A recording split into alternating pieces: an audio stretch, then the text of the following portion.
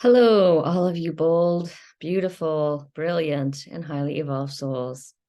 I am Davina, and today's topic is loneliness and shame. Now, these two are a pair of emotions that frequently go together, unfortunately. um, and loneliness um, can can easily trigger shame because, of course, when we're feeling lonely or when we feel like we've been abandoned, we can sense that we can, those beliefs start coming up like, what's wrong with me? Why am I alone? How come I don't have a friend to call?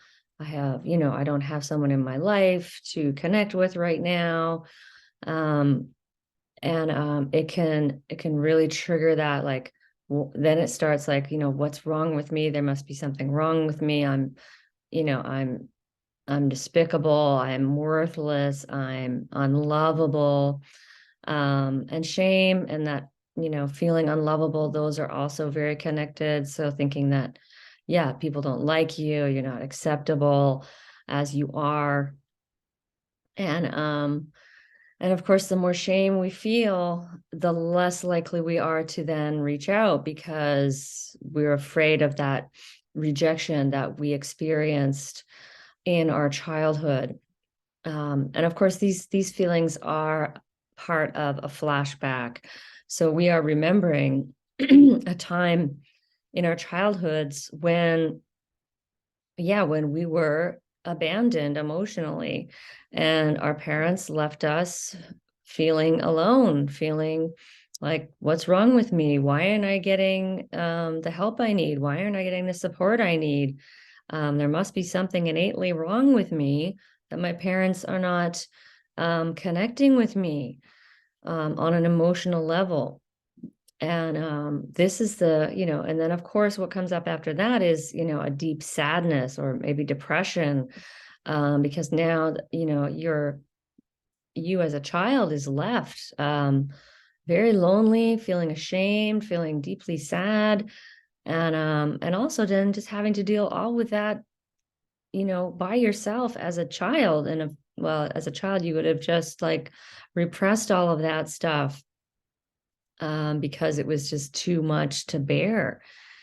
And it's likely, if you're anything like me, that emotions were totally not acceptable in my house. So yeah, you could cry maybe once in a while, maybe just a little bit, but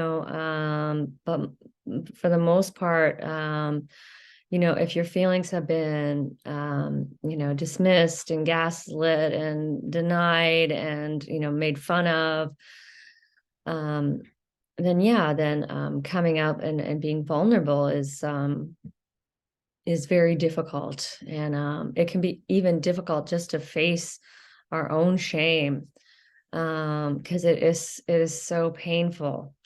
So I've been discovering this kind of pattern, this I'm lonely, I start feeling ashamed, the inner critic just starts going. And of course, that's part of the flashback too, is that, it'll just start criticizing me for anything. You should be doing this, you should be doing more, you should be doing less, you should be resting, you should be being more productive right now. Why are you doing it like this? Why are you doing like that? Everything I'm doing is wrong. um, so yeah, so then the critic comes into it, and then of course it just snowballs into this, like, really, for me, a really like low kind of, it's that hypo arousal state of um just the real down feelings. And then usually for me, the tiredness will set in, and I don't know how much of it is just actually feeling tired or how much of it is the flashback of, yeah, just all like shame makes me feel tired. Depression can make you feel tired, loneliness can make you feel tired. Um so yeah, it can be really hard to just even sort things out or figure out then, and then when I'm in this state, then, like, how do I act in a way that's gonna, help me, it's very, very difficult. So if you're in this situation, and even like I'm trying to give myself compassion, and the compassion's not getting in. I'm trying to say, you're doing a great job, Davina, and that's not getting in. Nothing is like able to like kind of penetrate this like wall of shame that I'm feeling, because I'm not believing it. So what I find, it's like, if you're feeling sad, you can't say, well, just cheer up, or, be happy. It doesn't work. It just doesn't work. It's the same with shame. I think the first thing we need to do is to really name the shame. And this is probably the most difficult part, is to really name that we're in the shame. And say, I'm feeling ashamed. I'm feeling like a despicable loser right now. And I'm feeling like crap. And then I'm also feeling like, why am I alone? Like, yeah, it's all really, really painful. So yeah, the number one thing is to try and name that shame, because that is the barrier. If you can break through that, then we can start taking some actions. And I think one way to break through that shame is, number one, by naming it. And number two, getting angry. And I've probably said this a gazillion times, but getting angry, it breaks through that wall of the shame and the denial, and I'm feeling shame because it's my fault, instead of going, oh, I'm feeling shame because my parents shamed me and I'm taking on their shame. I'm feeling ashamed because they left me alone, because they had poor parenting skills, because they were crap. If you want to like just, you don't have to be nice. You really don't have to be nice. I mean, just, like I was discovering, like I had like really like a murderous rage going on this morning. And, I wrote down, I hate you, mommy, with a marker. And then I just smashed it with my marker. And yeah, when we get to that the energy of the anger and the rage is going to free you from the layers of the shame, and also the self-blame that can come along with all of this. As you can see, it can be just a pretty messed up web of things. I was going to set a timer anyway. um yeah, just try to name the shame if you can. I'm feeling ashamed, and get angry at your parents. That's why you have CPTSD. CPTSD is a very serious, sometimes debilitating condition, because you're in flashbacks.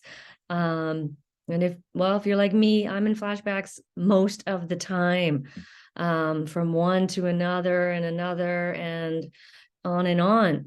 Another part of, what I'm telling myself this afternoon is, well, it's not that bad. It's not that bad. I should be able to do other things. I should be happier, and the shame again just layers on there. But it is that bad to be feeling ashamed. It's really, it's horrible. And then to add, to loneliness with that, it's a really, really horrible state of feeling to be in. And I just called the distress line, and what got my anger going was, this guy was a doofus. He could not empathize with what I was going through. And actually I just sort of at the end of it said, I'm going to go have dinner. Bye. And I kind of hung up on him, because he was not offering me the real kind of like understanding and support and empathy and compassion. I don't think I heard a word of compassion from him.